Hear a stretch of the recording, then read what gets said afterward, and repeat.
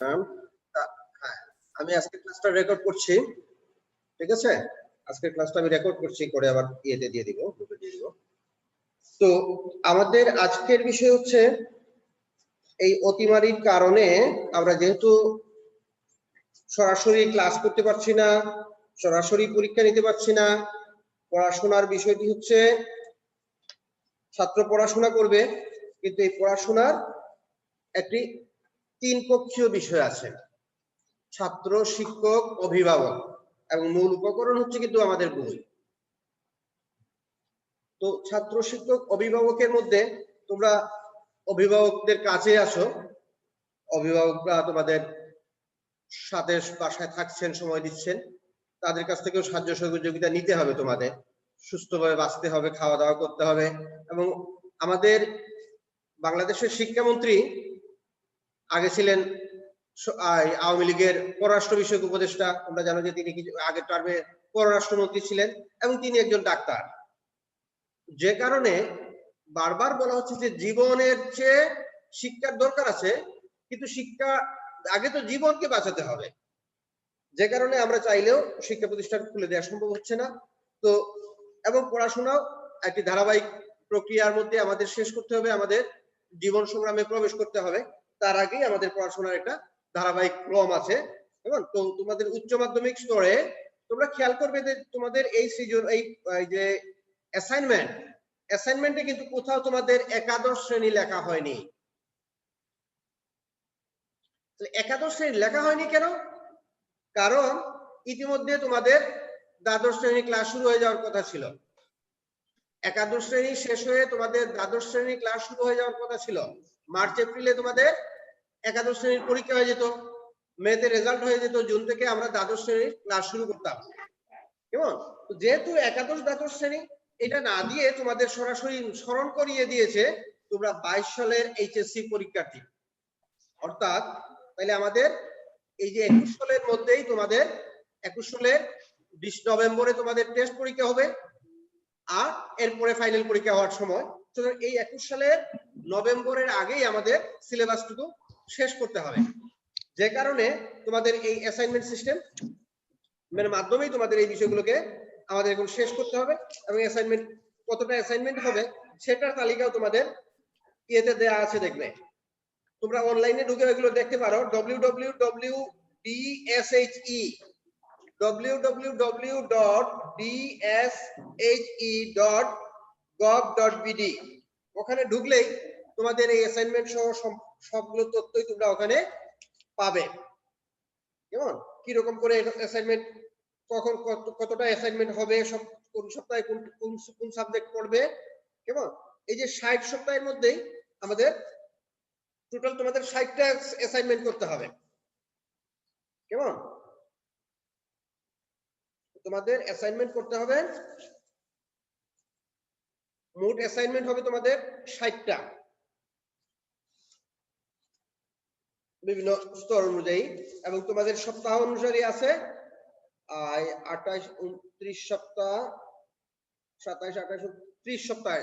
তাহলে সপ্তাহে গড়ে দুটো করে 60টা অ্যাসাইনমেন্ট তোমাদের তৈরি করতে হবে 30 সপ্তাহে। এই 30 সপ্তাহের মধ্য দিয়ে অ্যাসাইনমেন্ট দিয়ে তোমাদের বাংলাতে 10টা, ইংরেজিতে 10টা, আইসিটিতে 4টা, আর বাকিগুলো থেকে 8টা 10টা করে করে এই অ্যাসাইনমেন্ট হলে যায়। হ্যাঁ হ্যাঁ বলো। তো এই অ্যাসাইনমেন্টের মাধ্যমে যখন তোমরা কাজ করবে তখন দুটো জিনিস হবে। একটা হচ্ছে আমরা প্রথমে আগে ক্লাসে আমরা চ্যাপ্টারটা বুঝিয়ে দেব, তারপর তুমি অ্যাসাইনমেন্ট করবে। অ্যাসাইনমেন্ট করতে গিয়ে তুমি দেখবে যে আসলে আমরা যখন কোনো বিষয়ে পড়ি না, জানি না, তখন মনে করি আমরা সব জানি, কিন্তু যখন তোমরা পড়বে, পড়ার পর মনে হবে যে এটা জানছো। আবার এটা নিয়ে যখন লিখতে যাবে, লিখতে গিয়ে দেখবে যে আমরা আরো কিছু বিষয় হয়তো জানি না। এই বুদ্ধটুকু তোমাদের মধ্যে তৈরি হবে, এই আকাঙ্ক্ষাগুলো তোমাদের তৈরি হবে। তারপর এটা নিয়ে আমরা আবার যখন আমরা আলোচনা করব, এবং তোমাদের ওই খাতায় মূল্যায়ন করবো, খাতা মূল্যায়ন করবো যখন, তখন খাতার পাশে কমেন্ট লিখে দিব, এবং তোমরা আবার এটা দেখবে যখন, তখন এই বিষয়গুলো তোমাদের আবার জানা হবে, শেখা হবে। এটা হচ্ছে মূল বিষয়টি। তো এবার আমরা আসি তোমাদের আজকের অ্যাসাইনমেন্ট। বাংলা প্রথম সপ্তাহের অ্যাসাইনমেন্ট হচ্ছে অপরিচিতা গল্প এবং বাস্তব দৃষ্টান্তের ভিত্তিতে নারীর এগিয়ে চলার পথে সহায়ক ভূমিকা চিহ্নিত করো। তাহলে আমাদের অ্যাসাইনমেন্টের শিরোনাম, এটা কিন্তু সৃজনশীল প্রশ্ন নয়, এই ধারাটা তোমাদের কাছে নতুন লাগছে। এটা হচ্ছে একটি প্রবন্ধ তোমাদের লিখতে হবে, একটি রচনা লিখতে হবে। রচনার বিষয় হচ্ছে অপরিচিতা গল্প এবং বাস্তব দৃষ্টান্তের ভিত্তিতে নারীর এগিয়ে চলার পথে সহায়ক ভূমিকা। চিহ্নিতকরণ এই শব্দটা আমাদের আর শিরোনামে লেখা লাগবে না। তাহলে আমরা উপরে লিখবো, একটা সাদা কাগজ নেব, 4 পৃষ্ঠার, সরি 4 পাতা, 4 পাতার, ওটা দুটো পরীক্ষার সময় যে শীট দেওয়া পেপার দেওয়া হয় এরকম 4 পাতার খাতা নিব আমরা, নেক্সট অ্যাপ্লাই করব, উপরে লিখব প্রথম টিউটোরিয়াল বিষয় বাংলা, তারপর তোমার নাম এবং রোল নাম্বার, শিক্ষাবর্ষ, তার নিচে লিখবে, নিচ থেকে লেখা শুরু। এখানে তুমি শিরোনাম দিবে অপরিচিতা গল্প এবং বাস্তব দৃষ্টান্তের ভিত্তিতে নারীর এগিয়ে চলার পথে সহায়ক ভূমিকা। এবার এই শিরোনাম দিয়ে আমরা লিখতে যাওয়ার আগে কি করব, আমরা ভালো করে গল্পটা পড়ব। তাহলে গল্পটা নাম হচ্ছে অপরিচিতা, লিখেছেন রবীন্দ্রনাথ ঠাকুরের অপরিচিতা গল্পটি লিখেছিলেন আজকে থেকে 107 বছর আগে, অর্থাৎ 121 6 7, হ্যাঁ প্রায় 7 বছর আগে, 107 বছর আগে 1914 সনে এই গল্পটি প্রথম প্রকাশিত হয় সবুজপত্র পত্রিকায়। তাহলে 1914 থেকে 2014 100 বছর, আর 14 থেকে এদিকে 21 আরো 7 বছর, তাহলে 107 বছর আগে এই গল্পটি লেখা হয়েছিল। তো অপরিচিতা গল্পের যে মূল বিষয় সেটা হচ্ছে, এই গল্পটা বলে যাচ্ছে অপরিচিতা গল্পেরই একটি চরিত্র, সেই চরিত্রের নাম হচ্ছে কি, তার নাম কি, অপরিচিতা গল্পের পুরুষ চরিত্রের নাম কি, কে পারবা? অনুপম। অনুপম, অনুপম মানে যার কোনো উপমা নেই, চমৎকার একটি নাম, যার কোনো তুলনা নেই। কিন্তু রবীন্দ্রনাথ দেখালেন যে অনুপম যে গল্পটা বলছে, গল্পের মধ্যে দিয়ে অনুপম চরিত্রে আমরা যে বৈশিষ্ট্য পাচ্ছি সেটা হচ্ছে তার মধ্যে ব্যক্তিত্বই নেই, পুরুষের পৌরুষত্ব তো নেই, ব্যক্তিত্ব নেই, কোনো পার্সোনালিটি তার মধ্যে নেই। এর বিপরীত চিত্র আমরা দেখলাম যে নারীর মধ্যেও ব্যক্তিত্ব থাকতে পারে, পার্সোনালিটি বা ব্যক্তিত্ব নারীর মধ্যেও থাকতে পারে, সেটা কেমন, এবং সাথে তার বাবাও আছেন। তাহলে একজন নারী এবং একজন পুরুষ দুজন মিলে তাদের ব্যক্তিত্ব দিয়ে যে প্রতিবাদ করলেন, প্রতিরোধ করলেন, প্রতিরোধের জায়গাটুকু কোনটি, সেটা হচ্ছে পণ প্রথা বা যৌতুক প্রথা। বিয়ের সময় যে যৌতুক দেওয়া হয় বা বিয়ের পরেও নারীর পরিবারকে বিভিন্ন রকম যৌতুকের জন্য নিপীড়ন করা হয় বা ইয়ে করা হয়, নিন্দা করা হয়, সেই বিষয়টি এই গল্পে উঠে এসেছে। এই বিষয়টিকে আমাদের লেখার মধ্যে তুলে আনতে হবে। তাহলে এইগুলোকে, প্রতিকূলতাকে, এই বাধাকে ডিঙ্গিয়ে পাশ কাটিয়ে প্রতিরোধ করে নারী এগিয়ে গিয়েছে। এবার সে যদি এটাকে মেনে নিত, আচ্ছা ঠিক আছে, বিয়ের আসর থেকে তাকে খুলে নিয়ে তার গহনা পরীক্ষা করা হচ্ছে, তারপর আবার বিয়ে হতো, তারপর যখন চলে যেত তখন আবার নানা সমস্যা আসতো। এই সমস্যাগুলো কি কি সমস্যা আসতে পারতো, এবং এই সমস্যাগুলোকে সে তার ব্যক্তিত্ব দিয়ে কিভাবে সে প্রতিরোধ করেছে, সেই বিষয়গুলোকেই আমাদের নিয়ে আসতে হবে। যেমন এখন যেমন আমাদের সমাজেও এরকম অনেকগুলো সমস্যা আছে, যেমন চট্টগ্রাম অঞ্চলে এই যে বৈশাখ জ্যৈষ্ঠ মাসে মেয়ের বাড়িতে আম কাঁঠাল পাঠাতে হবে, আবার বিয়ের অনুষ্ঠানে খাওয়া দাওয়ার টোটাল আয়োজনটা মেয়ে পক্ষকেই করতে হবে, ছেলে পক্ষের কোনো কাজ দায়িত্ব নেই। এই যে বিষয়গুলো, এই সমসাময়িক ঘটনার থেকে দৃষ্টান্ত নিয়ে আনতে হবে। তাহলে এটার মধ্য দিয়ে আমাদের দেখাতে হবে যে এই যে কল্যাণী এই কাজটুকু পেরেছে, কেন পারলো, পারার পেছনের কারণটি কি। পারার পেছনের কারণ কিন্তু সে শিক্ষিত ছিল এবং সে নিজের পায়ে দাঁড়ানোর যোগ্যতা রাখে, সে নারী শিক্ষায় অবদান রাখছে। পরবর্তীতে নারী শিক্ষায় কেন অবদান রাখতে পারছে, কারণ সে আগে লেখাপড়া করেছে। যদিও রবীন্দ্রনাথ এই তথ্য আমরা এখানে পাইনি যে সে কতটুকু পড়াশোনা করেছে, কি করেছে। অনুপমের পড়াশোনার তথ্য আছে, কিন্তু কল্যাণী কতটুকু পড়াশোনা করেছিল এই তথ্য কিন্তু গল্পে নেই। কিন্তু আমরা দেখছি যে সে মাতৃজাতিকে শিক্ষা দেওয়ার জন্য, নারী শিক্ষার জন্য সে কাজ করছে। তো এই কাজটা সে কিভাবে করছে, কেমন? তাহলে নারী শিক্ষা, এখন এই চ্যাপ্টার করতে গিয়ে আমাদের যে বিষয়টি শিখতে হবে, শিকন ফলের ঘরে আছে, এটা আমরা শিখেছি যে এটা দেখাবো। নারী শিক্ষা ও নারীর ক্ষমতায়নের তাৎপর্য ব্যাখ্যা করতে পারবো। নারী শিক্ষিত হলো, কিন্তু শিক্ষিত হলেই তার হাতে ক্ষমতা আসে না। ক্ষমতা আসার জন্য তাকে সেই শিক্ষার প্রয়োগ দেখাতে হয়। লেখাপড়া শিখছো, সার্টিফিকেট পেয়েছো, এটাই কিন্তু নয়। তাহলে এই যে তোমার হাতে ক্ষমতা কখন আসবে? তোমাকে পরিবারে যে কোনো ঘটনা তোমাকে কখন জিজ্ঞেস করবে? যখন তুমি, আমাদের এই সমাজ যেহেতু পুঁজিবাদী সমাজ ব্যবস্থা, সুতরাং তুমি পুঁজির সাথে যখন সংশ্লিষ্ট থাকবে, অর্থ উপার্জনের সাথে যখন তুমি সংশ্লিষ্ট হবে, তখন অর্থ ব্যয়ের ক্ষেত্রে, পরিবারিক যে কোনো কাজ করার জন্য যেহেতু অর্থ ব্যয় হবে, রাষ্ট্রের যে কোনো কাজের জন্য যেহেতু অর্থ ব্যয় হবে, সুতরাং যিনি অর্থ যোগান দিবেন তার সিদ্ধান্ত একটি গুরুত্বপূর্ণ বিষয়। আর সিদ্ধান্ত যখন তার হাতে আসবে, তখন ক্ষমতাও তার হাতে আসবে।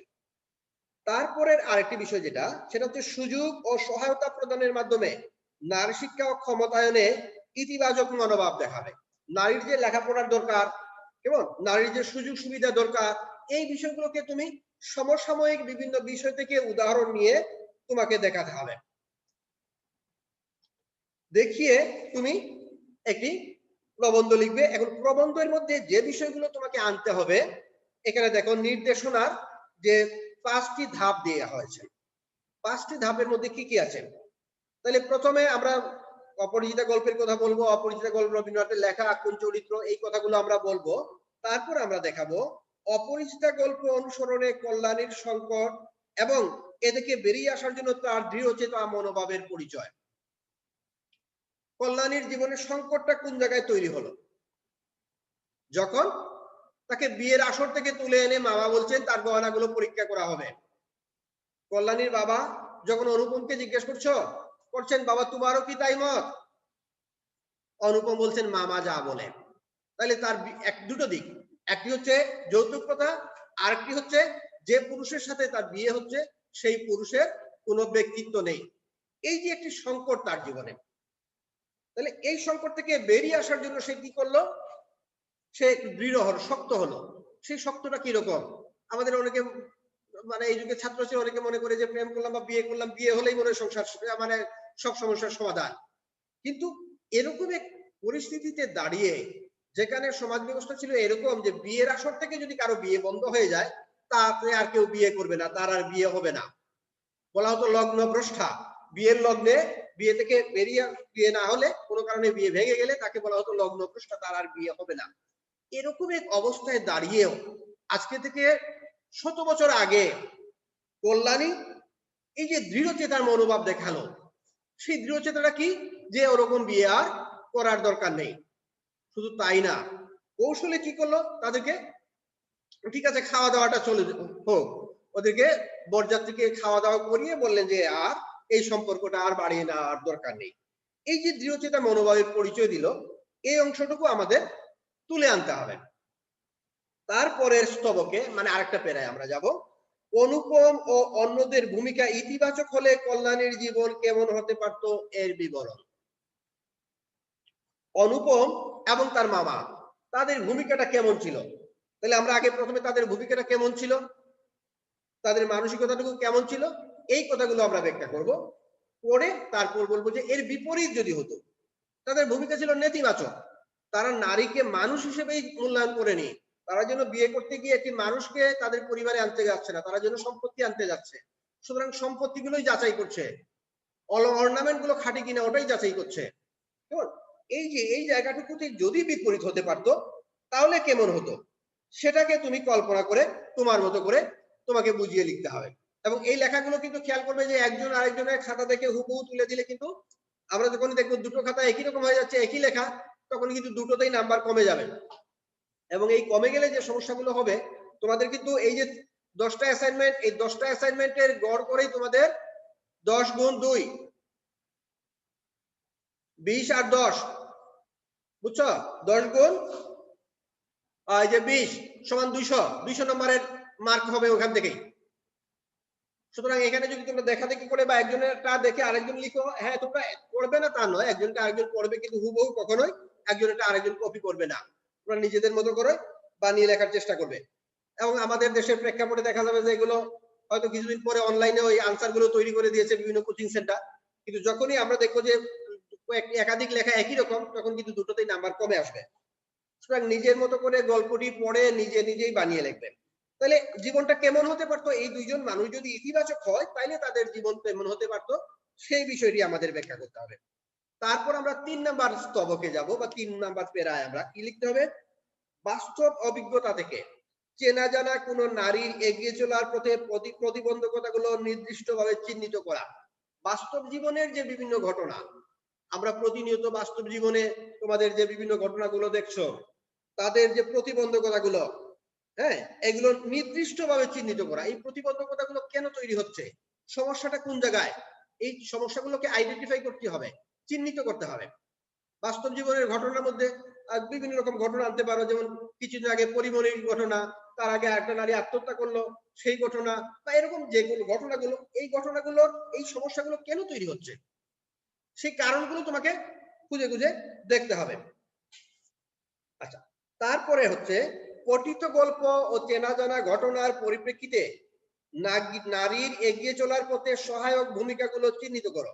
এই গল্পে যে সমস্যা আর তুমি যে চেনা জানা যে ঘটনাটা তুমি আগে বললে, আগে আমরা উদ্দীপক দিতাম, এবার তুমি তোমার চেনা জানা একটা ঘটনা নিয়ে এবার এই দুই জায়গায়, এই যে গল্পে এবং এইটায়, এই দুই জায়গায় নারীর চলার পথে সহায়ক ভূমিকা চিহ্নিত করতে, মানে কি কি ভূমিকা নিলে নারীর জীবন সহজ হবে, ইতিবাচক হবে, এগুলো তোমাকে তুলে ধরতে। আগে প্রায় তুমি সমস্যাগুলো চিহ্নিত করলে, এবার তুমি খালি সমস্যাগুলো বললেই হবে না, হ্যাঁ, সরকার এই করছে না, সরকার এই করছে না, বা এই সমাজ এই না, এই না, এগুলো বলেই তুমি শেষ করে দিলে হবে না। চতুর্থ পেরায় এসে তোমাকে বলতে হবে এই সমাজ জীবনটাকে আমাদের সুন্দর করতে হবে। নারীর জীবনকে যদি আমরা সুন্দর করি তাহলে আমাদের জীবনটাই সুন্দর হবে। নারীর জীবন সুন্দর হওয়া মানে আমাদের মায়ের, আমাদের বোনের, আমাদের কন্যার, হ্যাঁ, আমাদের আশেপাশের মানুষের জীবন সুন্দর হওয়া, আর তাদের জীবন যদি সুন্দর হয় আমাদের জীবন। তো এই সুন্দর জীবন করতে হলে তাদের জীবনকে সহায়ক ভূমিকা হিসেবে কি কি কাজ করা যেতে পারে সেই বিষয়টি ওই গল্পের আলোকে, গল্পের ক্ষেত্রে সহায়ক করতে গেলে যে কল্যাণীর জীবনে এই সমস্যাগুলো তৈরি হলো, এই সমস্যাগুলো না হওয়ার জন্য কি কি করা যেতে পারে, আইন করা যেতে পারে, বা সমাজে আন্দোলন করা যেতে পারে, সামাজিক আন্দোলন কি করা যেতে পারে, আইন কি করা যেতে পারে, এবং আরো যে বিভিন্ন বিষয়গুলো, এগুলো তোমাকে এখানে চিহ্নিত করতে হবে। কেমন? এবং এই হচ্ছে এই বিষয়ের উপর 4টি স্তবক তোমাদের লিখতে হবে, এবং এই 4টি স্তবকে প্রতি স্তবকে তোমাদের প্রাপ্ত নাম্বার হচ্ছে 4 করে। আরো 4 নাম্বার হচ্ছে পুরো প্রবন্ধের মধ্যে তোমাদের শব্দ প্রয়োগ, বাক্য গঠন, বানান, বিরাম চিহ্ন এবং ব্যাখ্যা, এগুলো তোমরা ঠিক মতো করতে পারো ছোট করে, এটার উপর 4 নাম্বার, অর্থাৎ মোট 20 নাম্বার। তাইলে তোমরা এক একটি স্তবক লিখবে, গড়ে 5 নাম্বারের উপযোগী করে 4 5 20 নাম্বার। আর এটার উপর ভিত্তি করে আমরা তোমাদের সামগ্রিক জিনিসটা, বানান, বাক্য গঠন, কেমন, বিরাম চিহ্ন প্রয়োগ, এগুলো ঠিক মতো আছে কিনা, এগুলোর উপর আমরা আরো 5 নাম্বার দেব। কেমন? এবার দেখো নাম্বারিংটা কিরকম, এই বিষয়টি আমরা আরেকবার দেখি। প্রথম পেরায় আমরা যে বিষয়টি লিখব সেটি হচ্ছে অপরিচিতা গল্প অনুসরণে কল্যাণীর সংকট এবং এ থেকে বেরিয়ে আসা জন্য তার দৃঢ়চেতা মনোভাবের পরিচয়। সে যে দৃঢ়চেতা ছিল, সংকটগুলো কি কি, একটা হচ্ছে বিয়ের সময় সংকট, আরেকটা সময় দেখছি আমরা ওই ট্রেনের মধ্যে, ট্রেন থেকে তাকে নামিয়ে দেওয়া হচ্ছে, এই সময় সে যে দৃঢ়চেতা মনোভাব দিয়েছিল, এগুলোর পরিচয় তুলে আনতে হবে। এখন আমরা এই পেরায় 4-এর মধ্যে 4 কখন দেব, দেখো কল্যাণীর সংকট ও মনোভাব তুলে ধরে ব্যাখ্যা করতে পারলে তোমরা 4-এর মধ্যে 4 পাবে। মূল্যায়ন নির্দেশিকায় 4-এর মধ্যে 4 পাবে। যদি এই পেরায় কল্যাণীর সংকট ও মনোভাব তুলে ধরা, কল্যাণীর সংকট আর মনোভাব যদি তুলে ধরো, মানে কি কি ঘটনা ঘটেছিল এটা যদি তুলে ধরো তাহলে 3, আর তুলে ধরে যদি এটা ব্যাখ্যা করতে পারো তাহলে 4। যদি কল্যাণীর দৃঢ়চেতা মনোভাবের পরিচয় দিতে পারো, সংকট তুলতে পারো না, শুধু কল্যাণী যে দৃঢ়চেতা ছিল সেটা তুলে ধরতে পারো তাহলে 2, আর যদি কল্যাণী শুধু সংকেত তুলতে ধরতে পারো তাহলে 1 নাম্বার। এটা হলো প্রথম স্তবকের নাম্বার। দেখো এই যে পাশে এখানে দেওয়া আছে প্রথম স্তবক 1-এর পাশে, এই অংশটা আমি তোমাদের দেইনি, আমি ফেসবুকে যেটা পোস্ট দিয়েছি এটাতে কিন্তু এই পাশের অংশটা দেইনি, প্রশ্নের মধ্যে এটা থাকবে, কিন্তু তোমরা ওয়েবসাইটে গেলে পুরোটা পাবে। তারপর হচ্ছে 2 নাম্বার পেরায় অন্যদের ইতিবাচক ভূমিকার কল্যাণীর সম্ভাব্য জীবন, এইটা বর্ণনা করতে হবে। এইটা বর্ণনা করতে তোমাদের কখন আমরা 4 দিব, যখন তুমি প্রত্যাশিত ইতিবাচক আচরণ তুলে ধরে গল্পের নতুন পরিণতি নির্দেশ করতে পারবে তখন। তাহলে এই গল্পে কল্যাণীর যে পরিণতি হয়েছে, যে যে একা জীবন যাপন করছে, যে তার যে এই অনুপমের সাথে এটা হচ্ছে না, এটার বিপরীত হলে কেমন আচরণ করতে পারতো কল্যাণ, অনুপম অনুপম কেমন আচরণ করতে পারতো? ইতিবাচক আচরণ তুলে ধরে গল্পের পরিণতি নির্দেশ করা। তাহলে অনুপম যদি বলতে পারতো যে মামা আমি তো বিয়ে করতে এসেছি, আমরা এই অংশে আমরা বলতে পারি যে অনুপম যদি বলতে পারতো যে মামা আমি তো বিয়ে করতে এসেছি, আমি তো এই গহনার জন্য আসিনি। অথবা অনুপমের মামাও যদি এই কথাগুলো বলতেন, বা অনুপম যদি এই প্রতিবাদ হয়ে উঠতো, যে কোনো একটা, তুমি তোমার মতো করে বলবে, যে কোনো একজন যদি ইতিবাচক, তাহলে কিন্তু দুইজনই যদি ইতিবাচক হয়ে যেতেন, অনুপমের মামাও যদি ভালো লোক হতেন, অনুপমও যদি ভালোভাবে দেখতো, তাহলে কেমন হতে পারতো, গল্পটা কিভাবে যেতে পারতো, তুমি তোমার মতো করে কল্পনা করো। এবার এই বিষয়টি যদি তুমি তুলে নির্দেশ করতে পারো, তাহলে 4-এ 4। আর গল্পের নতুন পরিণতি যদি শুধু দেখাতে পারো, যে গল্পটা এরপরে কি হতে পারতো, একটা নতুন পরিণতি তুমি যদি দেখাতে পারো, তাহলে হচ্ছে 3 নাম্বার। আর প্রত্যাশিত ইতিবাচক আচরণ তুলে ধরে ব্যাখ্যা করতে পারো, শুধু ইতিবাচক আচরণ এটা করতে পারতো, এতটুকু যদি দিতে পারো তাহলে 2 নাম্বার। আর প্রত্যাশিত ইতিবাচক আচরণ তুলে ধরতে পারার মধ্যে এইরকম একটা এটা করতে পারতো, এতটুকু যদি লিখো তাহলে 1 নাম্বার। তাহলে খুব সহজেই তোমরা কিন্তু এই দ্বিতীয় 4 নাম্বার তোমরা খুব সহজেই অর্জন করতে পারো, যে এখানে অনুপম এবং অন্যদের ভূমিকা যদি ইতিবাচক হতো, ইতিবাচক মানে ভালো হতো, নেতিবাচক মানে নেগেটিভ, ইতিবাচক হচ্ছে আশাব্যঞ্জক, বা আমরা যেটা আশা করি এরকম। 3 নম্বরে হচ্ছে চেনা জানা কোনো নারীর প্রতিবন্ধকতা। এটার 3-4টি প্রতিবন্ধকতা কারণ ব্যাখ্যা সহ চিহ্নিত করতে পারবে। তাহলে 3 থেকে 4টি প্রতিবন্ধকতার সমস্যাগুলো তুলে ধরতে হবে, সমসাময়িক জীবনের যে কোনো ঘটনা দেখিয়ে, যে কোনো নারীর জীবনের যে সমস্যা, সেই সমস্যাকে এটা ওই সাথে মিল বা অমিলের যে বিষয়গুলো দেখিয়ে তাদের জীবনের যে সমস্যাগুলো, কি কি সমস্যা, তাহলে 3 থেকে 4টা প্রতিবন্ধকতা বা সমস্যা, প্রতিবন্ধকতা মানে বাধা, নারীর এগিয়ে চলার পথে 3-4টা বাধা। একটা হচ্ছে আমাদের যোগাযোগ ব্যবস্থার বাধা, একটা হচ্ছে আমাদের সমাজ মানসিকতার বিষয়, কেমন আমাদের যে অবকাঠামোর অভাব, এরকম বিভিন্ন বিষয় তোমার মতো করে তুমি তুলে ধরো, যে আমাদের সমাজে কি কি সমস্যা, সামাজিক বিভিন্ন প্রথা, কেমন এই বিষয়গুলো এখানে আমরা তুলে আনতে পারি। যেমন আমরা জানি যে খুব রিসেন্টলি বাংলাদেশের মুক্তিযোদ্ধা মন্ত্রণালয়ের সংসদীয় কমিটি সুপারিশ করেছে যে নারী যদি টিএনও হন, তাইলে মুক্তিযোদ্ধাদের মারা যাওয়ার পর যে গার্ড অফ অনার দেওয়া হয়, সেখানে নারী মুক্তিযোদ্ধাদের নারী টিএনওর বিকল্প দেওয়ার জন্য। তার মানে কি, নারী টিএনওকে ওখানে প্রতিবন্ধকতা সৃষ্টি করা হয়েছে। তাহলে এটা একটা প্রতিবন্ধকতা।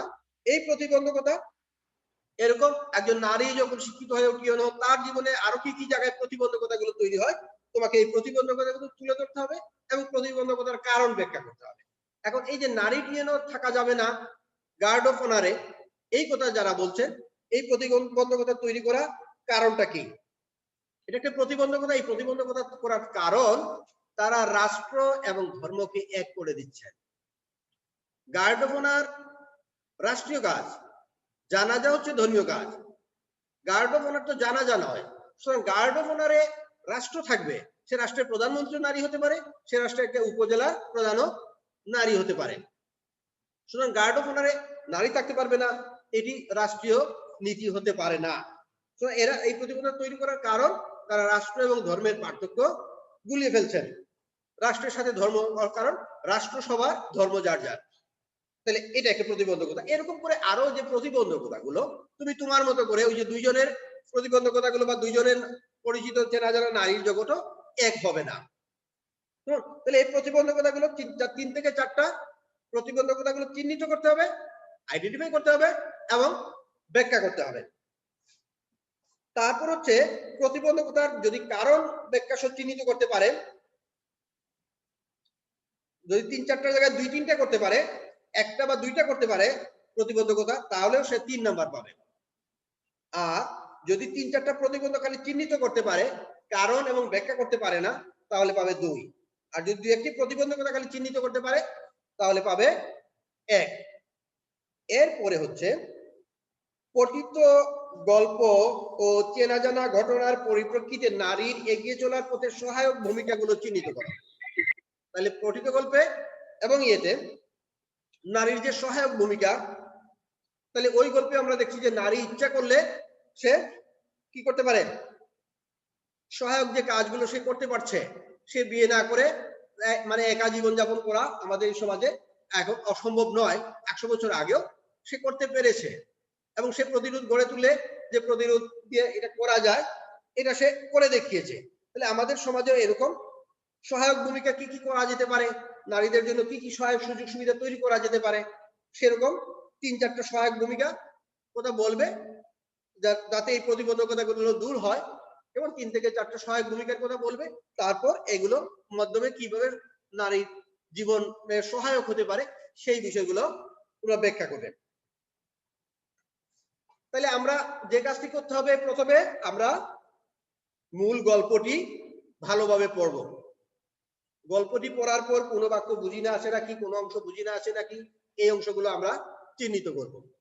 তারপর আমরা এবার এই 1, 2, 3, 4 যেটা 3 নাম্বার কলামে নির্দেশনার কলামে যে 4টি বিষয় আছে, এই 4টি বিষয়কে আমরা 4টি স্তবকে বা 5টি স্তবকে বা 6 মানে একই স্তবকেই যে করতে হবে তা কিন্তু না, এক একটা বিষয় তো একটা স্তবক যেতে পারে, স্তবক মানে প্যারা, এরকম করে আমরা ভাগ করে বিষয়টি আমরা আলোচনা করব।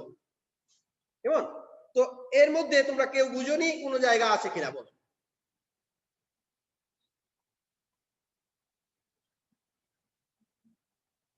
কারো কোন অংশে না বুঝার আছে নাকি, এটা একটু বলো। এই পার্টিসিপেন্ট সবাইকে দিয়ে একটা স্ক্রিনশট দিও আমাকে। আচ্ছা, আর এমনিতে বলো কারো কোনো জায়গায় না বুঝা আছে নাকি? আরো 2 মিনিট আছে আমার ক্লাস টাইম।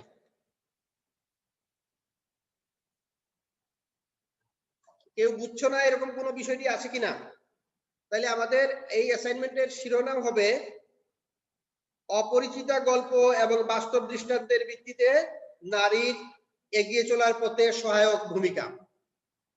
তাহলে সহায়ক ভূমিকা চিহ্নিত করতে হলে সহায়ক নয় এটা আমাদের জানতে হবে, আর এই সহায়ক নয় ভূমিকাগুলো কি কি এগুলো দিতে হবে, ইতিবাচক হলে কি হতে পারতো এগুলো দিতে হবে, এবং এই সহায়ক ভূমিকা পালন করার জন্য নারীও এই কোমল নারী থাকলেই হবে না, তারও যে দৃঢ়চেতা হতে হবে। আর দৃঢ়চেতা হওয়ার জন্য যেটা দরকার, প্রথমেই যেটা দরকার সেটা হচ্ছে শিক্ষা।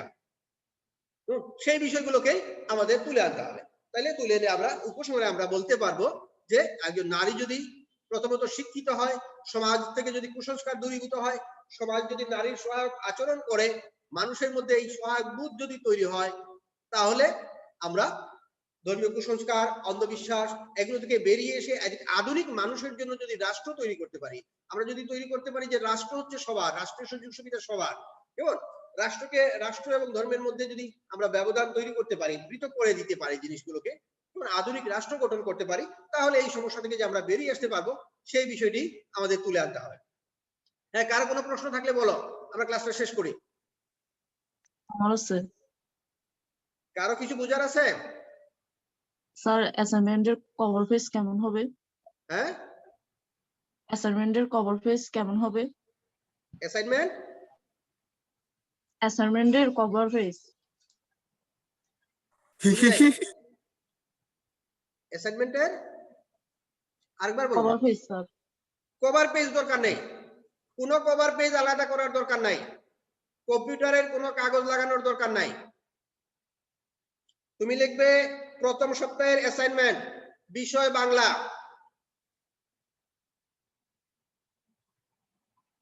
কভার পৃষ্ঠা লিখবে প্রথম সপ্তাহের অ্যাসাইনমেন্ট, বিষয় বাংলা, তারপর নিজের নাম ঠিকানা, এটাই হচ্ছে প্রথম পৃষ্ঠা।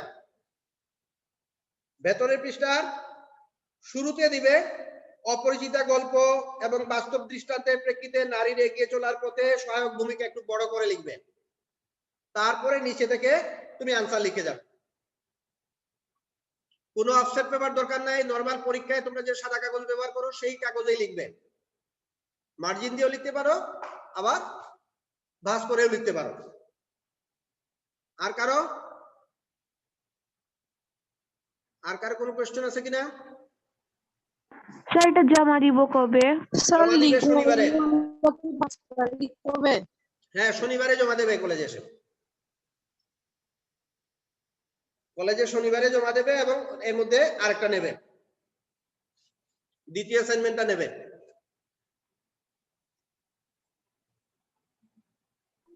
হ্যাঁ, হিটলার বলো। হিটলার হাত উঠিয়েছে, কি বলতে চাও?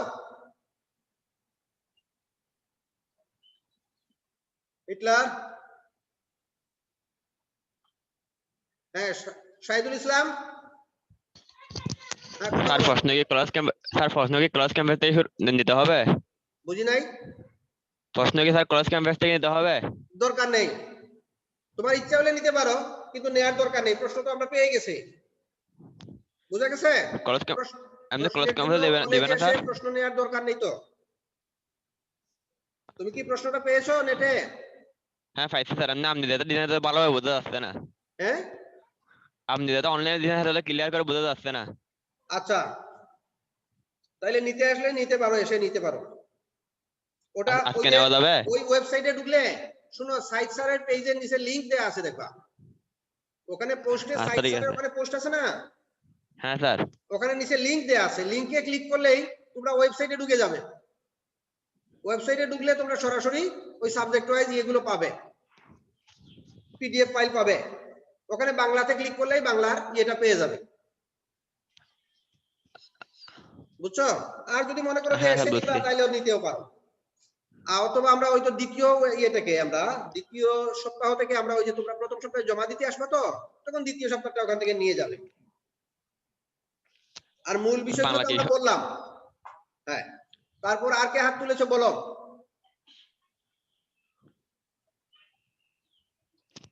হ্যাঁ, আর কারো সমস্যা থাকলে বলো।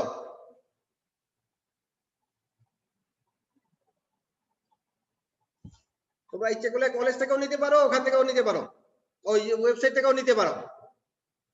কলেজ থেকে নিলে তো আমরা ওই যে শিক্ষকদের নির্দেশিকা, মূল্যায়ন নির্দেশনা, এটা বাদ দিয়ে বাকিটা দিব, কিন্তু ওয়েবসাইট থেকে তুমি পুরোটাই পাবে। হ্যাঁ, এবার প্রশ্ন আছে নাকি আর কারো? আর কারো কোনো প্রশ্ন থাকলে বলো।